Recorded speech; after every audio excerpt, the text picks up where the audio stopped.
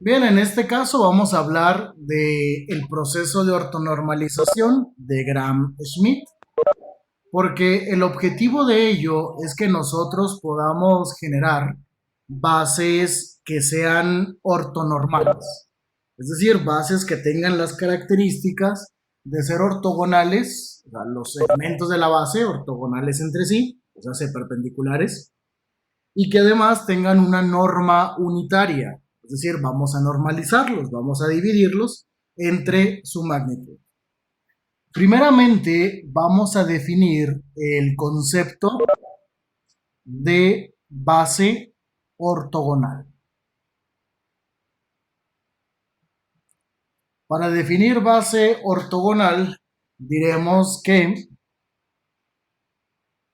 sea B igual a, no sé, una base, un conjunto que tiene los vectores U1, U2 y así sucesivamente hasta UN, como lo hemos venido haciendo, un conjunto de vectores.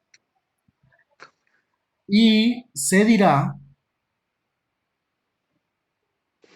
que B es una base ortogonal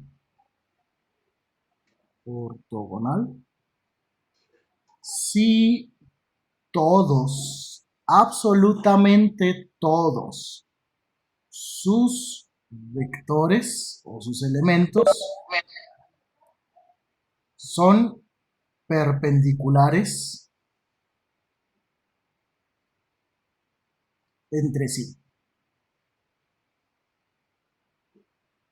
Con perpendiculares entre sí, bueno, tenemos idea geométrica de lo que eso significa. Significa que todos los vectores tienen que estar a 90 grados uno del otro. Pero a lo mucho podríamos extendernos hasta una región R3 con esa idea. Cuando decimos que dos vectores son ortogonales, no necesariamente implica que su ángulo sea de 90 grados, porque ya en una región R4, R5, R6, la interpretación geométrica ya es más complicada porque no tenemos la capacidad para visualizarlo.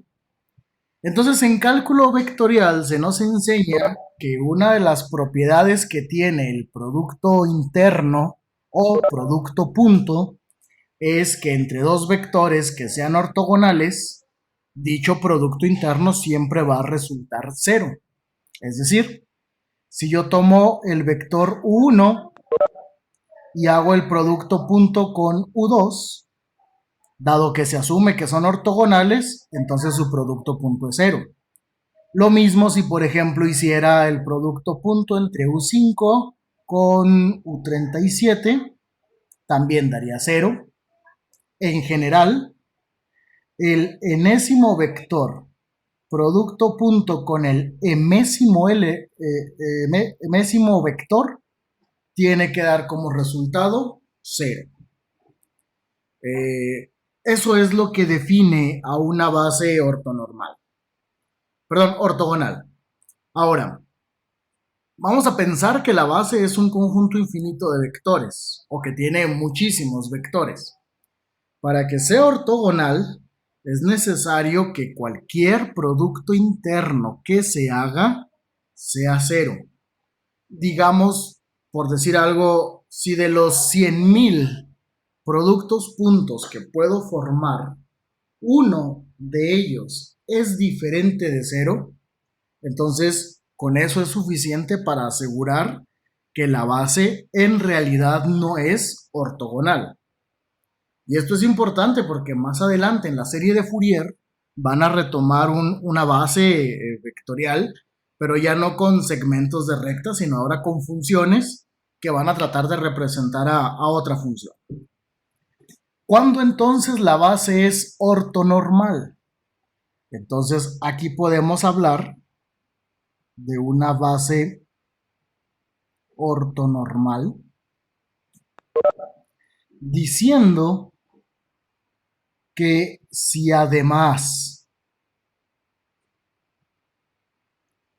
de ser una base ortogonal, también resulta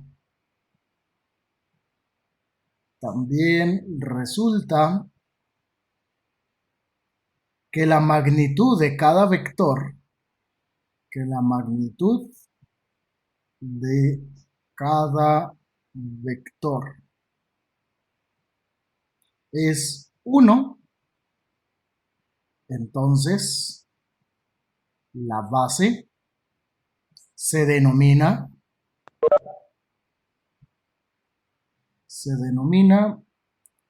ortonormal.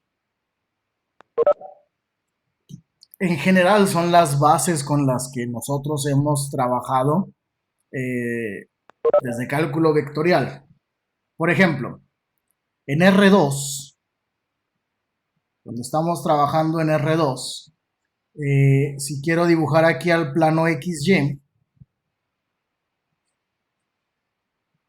hay dos vectores que conforman todo el espacio R2. ¿Quiénes serían?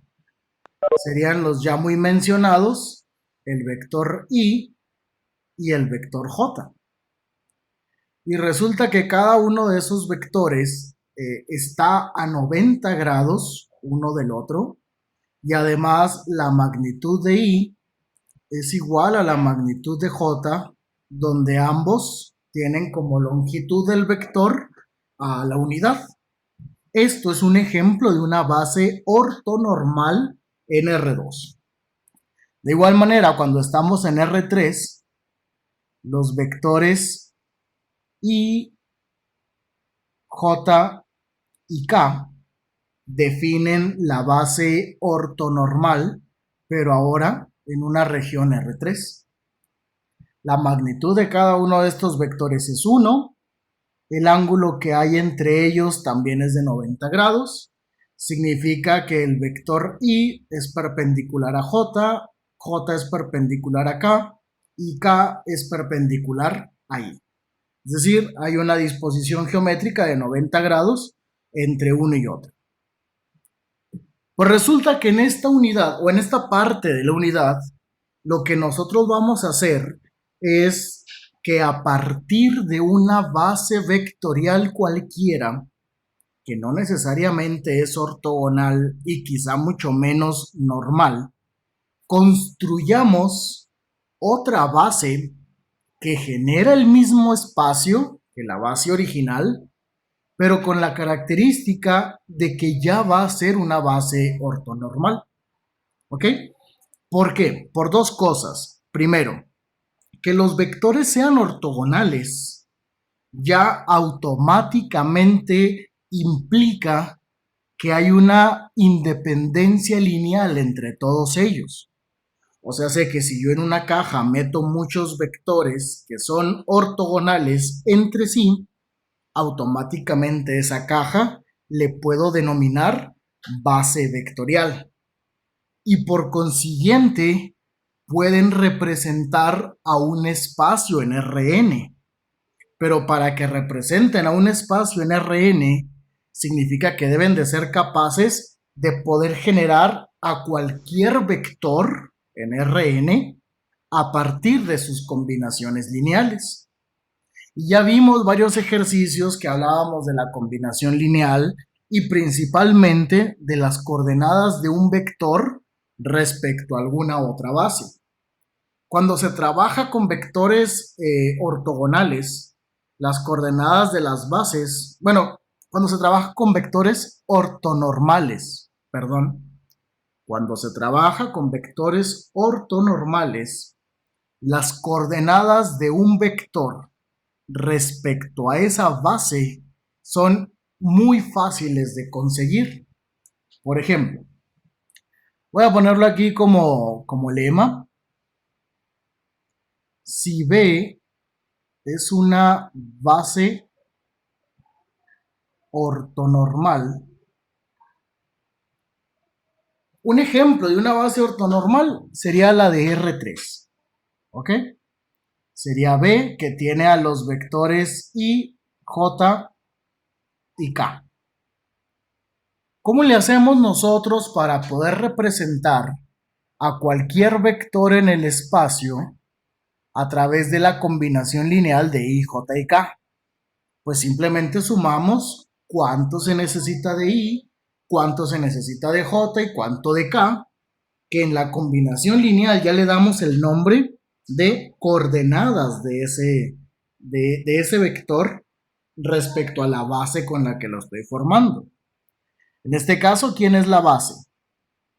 La base es el conjunto de vectores 1, 0, 0, 0, 1, 0 y 0, 0, 1. ¿Ok? Vector i, j y k. Y vamos a suponer que nosotros queremos representar al vector 5,2,3 a través de la combinación lineal de dicha base. Lo que quiere decir es que estamos buscando las coordenadas de este vector, llamémosle vector v, ¿respecto a quién? Respecto a la base v, que ahora, a diferencia de todas las bases que hemos trabajado, tiene la característica de ser ortonormal, ortogonal entre sí y de magnitudes 1. Pues la ventaja es que para poder encontrar a esas coordenadas, que es lo mismo que las constantes C1, C2 y C3, lo único que voy a tener que hacer es realizar el producto interno o producto punto, como estén acostumbrados a llamarle, del vector que quiero representar con el elemento de la base. Vector que quiero representar con el elemento de la base y W con B3. ¿Qué significa esto? Significa que C1 lo voy a obtener de realizar el producto interno del vector W, que es el que quiero representar. ¿Quién sería? 5, 2 y 3. Producto punto con V1. Bueno, digamos que esto es V1, que esto es V2 y esto es V3. Entonces sería 1, 0, 0. No sé si ustedes recuerdan o si ya estén llevando o hayan llevado cálculo vectorial, pero cuando hacemos el producto punto entre dos vectores, no es más que la suma de los productos de sus componentes. Es decir, multiplico componente 1 por componente 1, 5 por 1, y le sumo componente 2 por componente 2, y le sumo componente 3 por componente 3. Y esta suma de productos resulta en 5. De igual manera, si quiero calcular a C2, pues ahora sería 5,2,3, producto punto con el otro vector. ¿Y esto va a resultar en quién? Va a resultar en 2.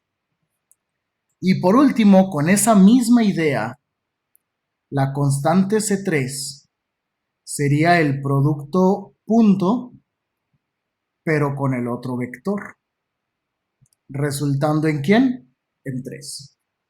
Cuando vimos el tema de coordenadas de un vector, decíamos que con la base estándar o la base canónica estándar, representar las coordenadas de un vector no era más que tener las mismas componentes de dicho vector. O sea, hace que el vector v, este es v, en términos de la base, esta base que es ortonormal, ¿quién sería? Pues sería precisamente 5, 2 y 3.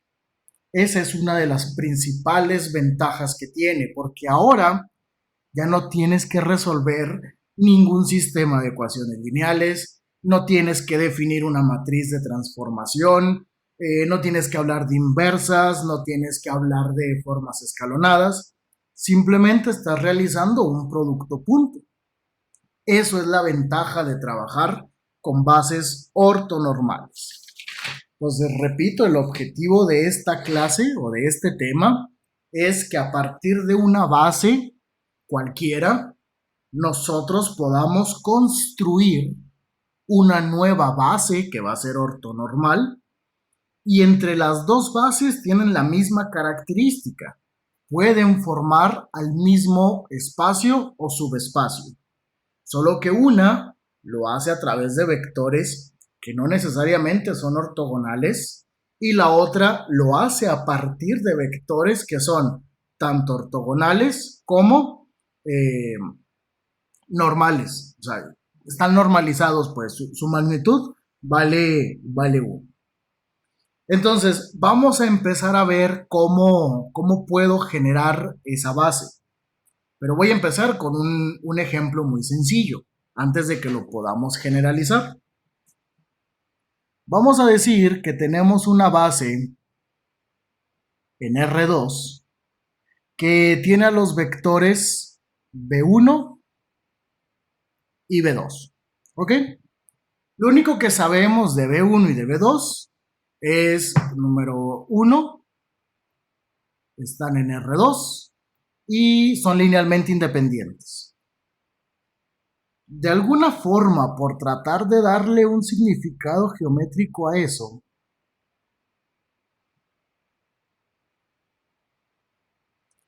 podríamos decir que un vector, no sé, a lo mejor aquí tengo el vector B1 y no sé, a lo mejor por acá tengo el vector B2. Okay, son independientes, son linealmente independientes porque no son colineales. Entre ellos no hay un ángulo de 90 grados y ninguno de ellos tiene magnitud unitaria. Recuerden que la magnitud de un vector define qué tan larga es esa flecha. Pero sí se tiene la idea de que ellos pueden generar a todo R2. Lo que vamos a hacer es crear otra base, no sé, podemos llamarle B', que tendrá a los vectores W1 y W2.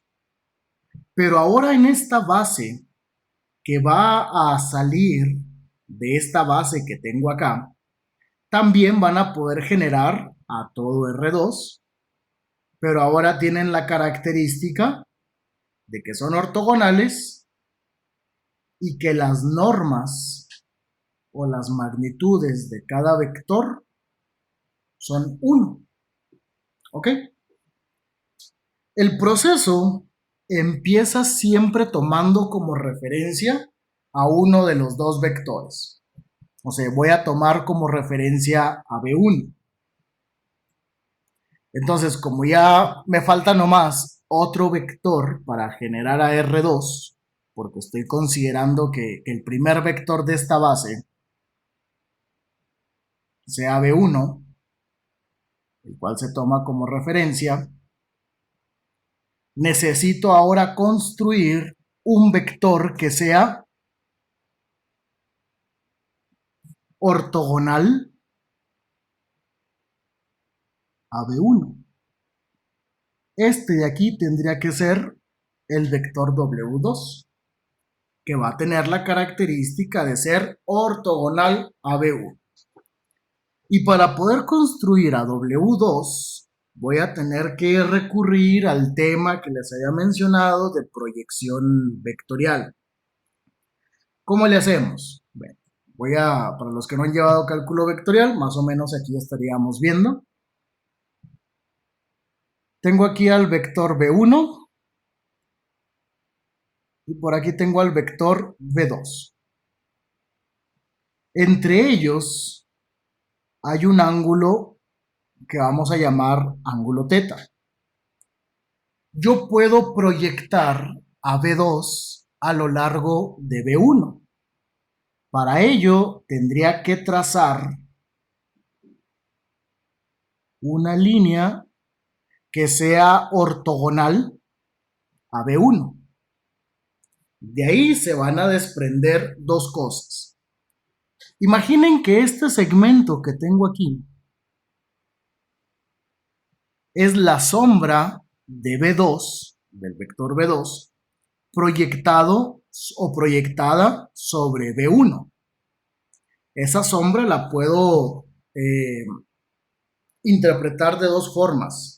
Número uno, como una cantidad escalar, o sea, la distancia que hay desde este punto hasta este punto, y también la puedo expresar o la puedo interpretar como un vector, o sea, un vector que vaya en la misma dirección que B1 y que sea tan grande como lo indica esta distancia D que estoy señalando en el vector.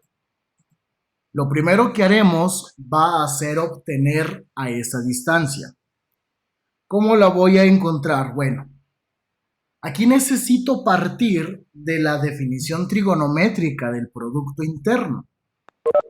Si yo voy a realizar el producto punto entre B1 y B2, recuerden que se puede también expresar como el producto de la magnitud de B1 por la magnitud de B2 por el coseno del ángulo que hay entre B1 y B2.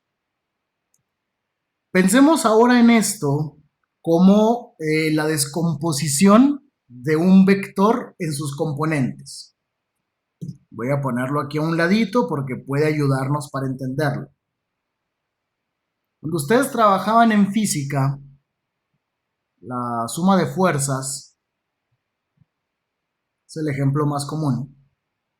Si este es el eje X y este es el eje Y, para que ustedes sumaran fuerzas, o sea, una fuerza que tiene una magnitud y un ángulo teta, un ángulo que está aquí, tenían que sumar solamente todas las componentes horizontales con todas las componentes verticales.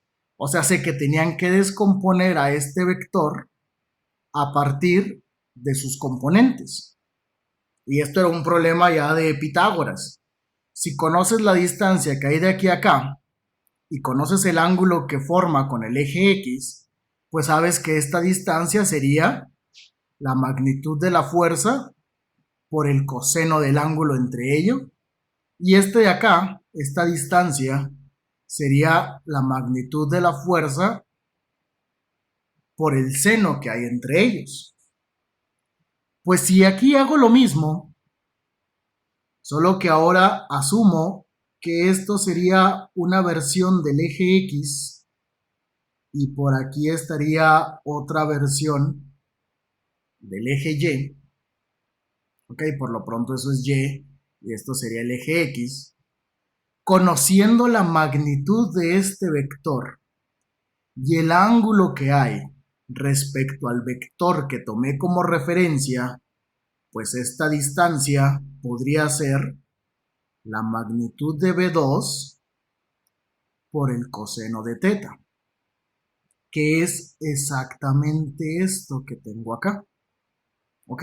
Esto representa a esa distancia que se obtiene de proyectar a B2 a lo largo de B1. Y si lo quiero encontrar, pues simplemente lo despejo.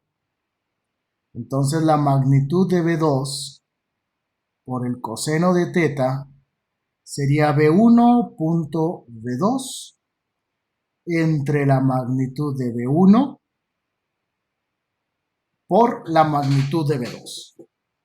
Y esto no es otra cosa más que la distancia que estoy marcando desde aquí hasta acá.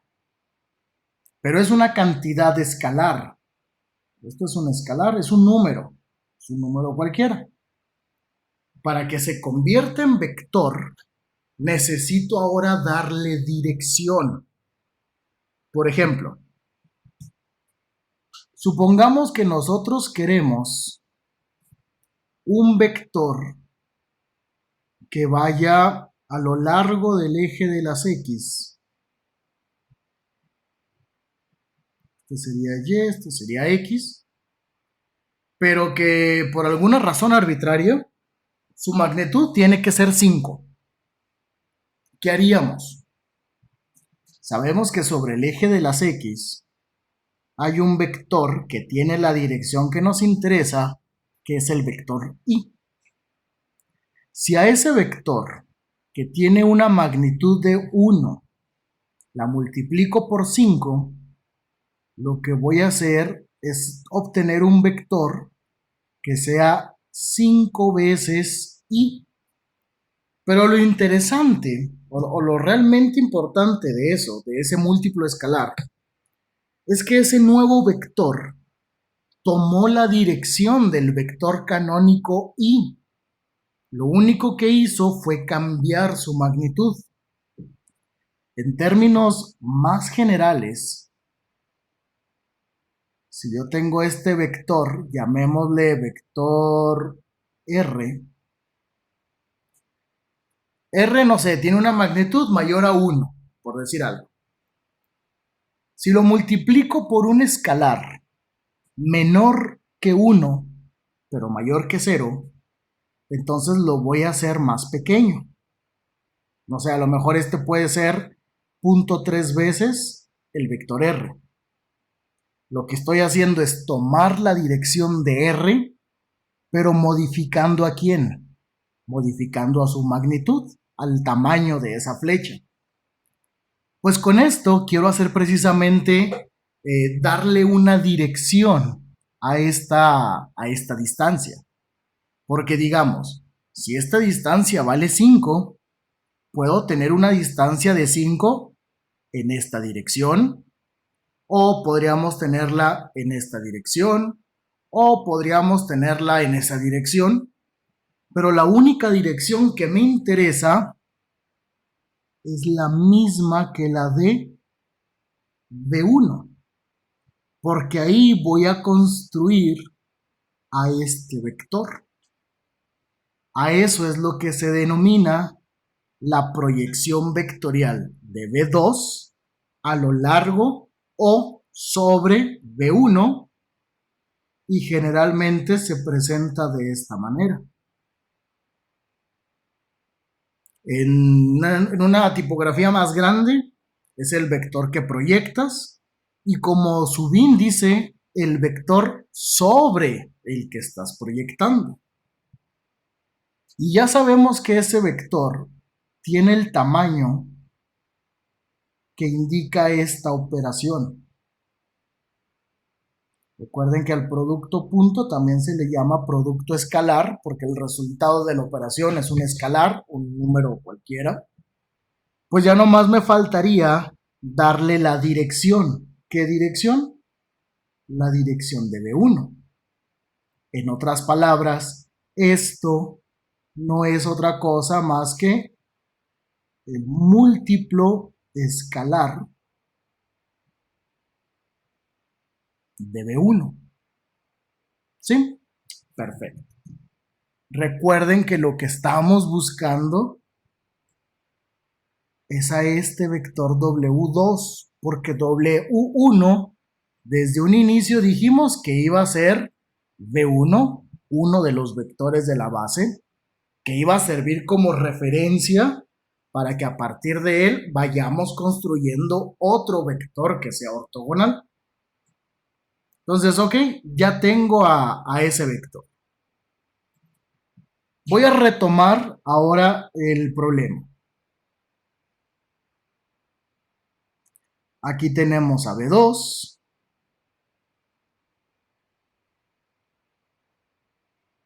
Aquí tendríamos a B1. Y aquí está la proyección de B2 sobre B1. Y lo que nosotros queremos encontrar es un vector que sea ortogonal a B1, pues por consecuencia también va a ser ortogonal ¿a quién? A esta proyección. Este va a ser el vector W2. Lo que vemos es que ahora B2 Fíjense aquí la magia. El vector B2 ahora queda dentro del plano que forman la proyección de B2 a lo largo de B1 y el vector que es perpendicular a dicha proyección. Para hacerlo más simple, vamos a llamarle a este vector X y a esto le vamos a llamar vector Y. Aquí debería de haber otro vector de cierto tamaño. ¿Ok? Entonces, lo que es, bueno, a lo mejor exageré aquí en el tamaño de W2. Voy a ponerlo que quede.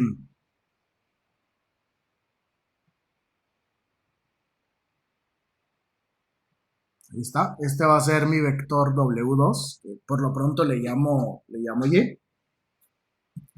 Me salió una notificación de que había problemas en la conexión. ¿Me están escuchando? Sí, profe. Ok, gracias. Sí, profe. De repente sí se traba, profe. Bueno, el conmigo. Sí, parece ser que hay algo con la conexión. En cuanto eso suceda, avísenme para ver qué se puede hacer al respecto. Ok, entonces, les decía, el vector B2 queda dentro de ese plano. Por la regla del paralelogramo, que no es otra cosa más que la suma de vectores, el vector B2 se formaría sumando a quiénes? Al vector X, que estoy diciendo que es esto, más el vector Y. ¿A quién me interesa encontrar? Me interesa encontrar a este vector Y. ¿Por qué? Porque tiene la característica de ser ortogonal a B1. La proyección solamente fue un vector, llamémosle provisional, un vector auxiliar, para poder construir a otro vector que sea ortogonal a él. Pues bueno, si de aquí despejo el vector Y que estoy buscando, sería el vector B2, o sea, el otro vector de la base vectorial que me dan, menos el vector X. Pero si ahora les pongo los nombres que me interesan, esto sabemos que va a ser W2, entonces W2 va a ser igual al otro vector de la base menos ¿quién? Menos el que acabo de encontrar a través de la proyección vectorial, que fue B1.B2 entre B1, la magnitud de B1, perdón, por la magnitud de B2 en dirección de B1. Y entonces, con eso, puedo decir que ahora la base ortogonal, ahorita vamos a generalizar, no se preocupen, la base ortogonal, vamos a llamarle B1, que tenía que tener a los vectores W1 y W2. Bueno, W1 dijimos que era B1 y el otro vector W2 aquí está. Sería B2 menos B1.B2 entre el producto de sus respectivas magnitudes por B1. Y cuando ya tengo la base ortogonal, y nomás por simplicidad le voy a llamar W1, W2, ya puedo generar, ahora sí, la base ortonormal. Porque ahora lo único que debo de hacer es que cada uno de los vectores en la base ortogonal sean divididos por su propia magnitud. O sea, si W1 lo divido por su magnitud, W2 lo divido por su magnitud Y con esto lo que obtengo son dos vectores que son perpendiculares entre sí y además tienen la característica de ser unitarios. O sea, la longitud de cada uno de esos vectores es 1. Ahora sí ya podemos generalizar. Vean bien esta expresión. Siempre fue el vector menos la proyección del anterior.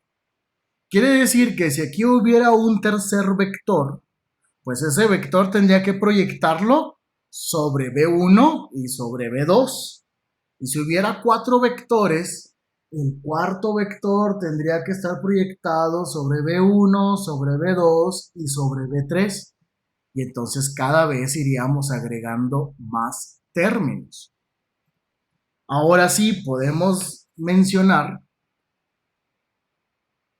lo que es el proceso de Gram-Schmidt. Ya podemos normalizarlos. ¿Cómo vamos a generar a esos vectores? Bueno, diremos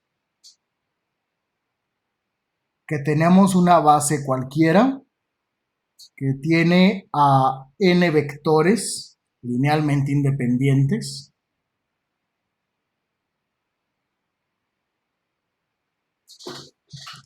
Siempre el primer vector W1 que pertenece a la base ortogonal es uno de estos vectores que sirve a su vez como referencia de las demás proyecciones. Siempre. Tú puedes elegir el que quieras.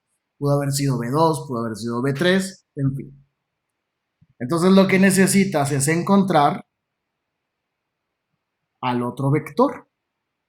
¿Y cómo lo vas a hacer? Bueno, a B2 le vas a restar B2.B1 entre el producto de las magnitudes por B1. Perdón, esto es, bueno, voy a ponerle, es lo mismo, ¿no? B1, pero como ya a B1 le llamamos W1, que es el vector de la base, entonces aquí estaría B2, perdón, tendríamos B2.W1 entre el cuadrado de la norma de W1 por W1. Entonces, aquí estoy haciendo ya la proyección escalar, estoy generando el otro vector a partir de esa proyección que hicimos. Pero si hubiera un tercer vector dentro de la base ortogonal, pues ahora sería B3 menos B3 punto W1 entre el cuadrado de la norma de W1 por W1 menos B3 punto con W2 entre el cuadrado de la norma de W2 por W2.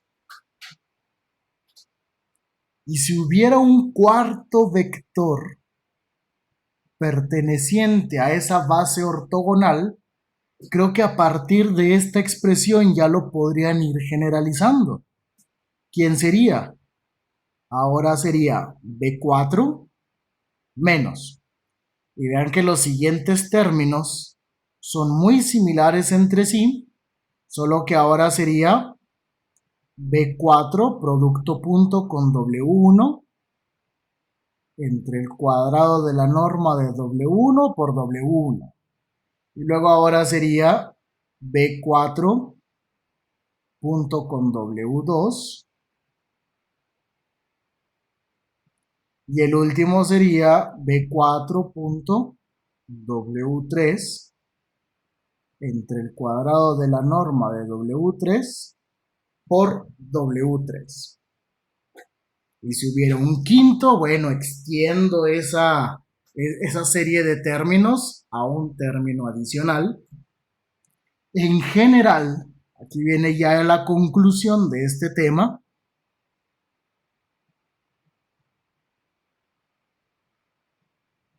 Para una base que está en Rn, porque recuerden que para representar al espacio n dimensional necesito n vectores en la n dimensión. Para R3 necesito 3 vectores en R3. Para R4, 4 vectores en R4. Pues lo que vamos a hacer es poder calcular el enésimo vector perteneciente a la base ortogonal, que sería Bn menos Bn.W1 entre el cuadrado de la norma de W1 por W1. Y luego le resto Bn.W2 entre el cuadrado de la norma de W2 por W2. Y luego seguiría ¿quién? Bn.W3 y luego Bn.W4, así sucesivamente hasta llegar a Bn.Wn-1 entre el cuadrado de la norma del n-1 vector por n-1. Y a esto es lo que denominamos proceso de ortogonalización. Esa es la fórmula que me permite crear todos los vectores que van a ser ortogonales. ¿A partir de quiénes? A partir de los Bn vectores que están dentro de la base que no es ortogonal. Ya no más la base ortonormal sería, por ejemplo aquí, pondríamos la base ortogonal, pues sería B1, que tendría que vectores W1, W2 hasta Wn. Y la base ortonormal, llamémosle B2, pues son los Ws que ya encontré, pero divididos entre su magnitud. O sea, sé que esta base va a consistir de los Wn vectores divididos cada uno entre su magnitud.